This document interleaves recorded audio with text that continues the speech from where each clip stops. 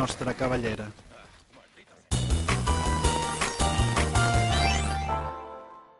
Todos para uno y uno para todos.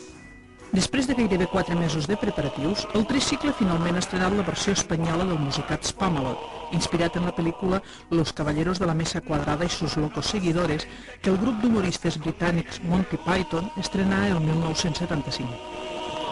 Somos caballeros, nunca tenemos miedo, un musical d'aventures on el rei Artur busca amb els seus cavallers, bojos completament tots, aquest santo grial que els hi ha encomanat la veu divina.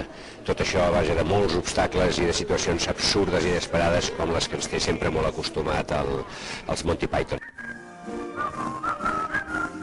Es la producción catalana de teatro musical mayor de la historia hasta el momento. Entendemos por mayor, de mayor presupuesto, lógicamente.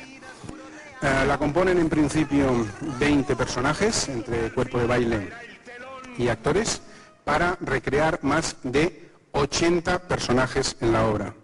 Una orquesta de 13 músicos y todo ello conforma pues 5 toneladas de escenografía, más de 200 vestidos y más de 200 pares de zapatos.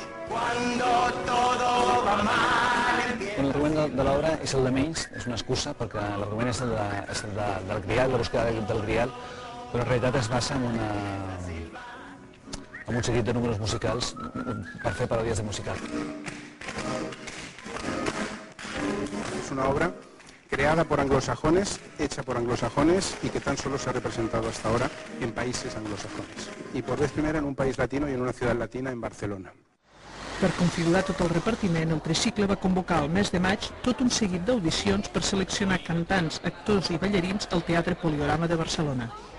Aquest és un musical molt exigent amb tots els que hi participen, perquè els ballarins no sols han de ballar molt bé, sinó que han de cantar molt bé i han d'interpretar molt bé.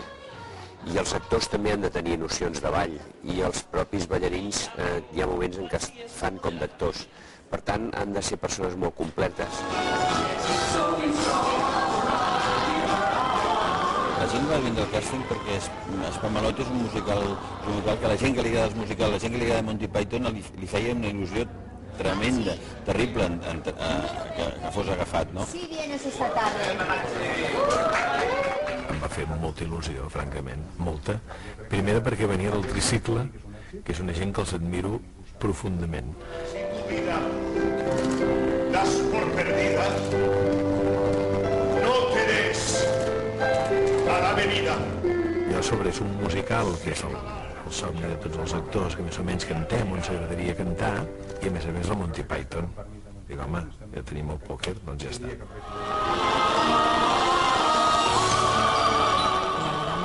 El lago és entre una fada, una princesa, una diva.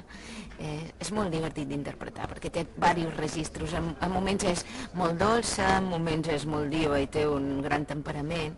És difícil, però és un bombonet dintre de la funció. S'han trobat amb una versió que està molt bé, amb una direcció que els dona canya, que els estimula i que els intenta fer-los que els personatges siguin molt atractius i molt divertits, que d'això es tracta l'obra, és un musical que bàsicament és divertit.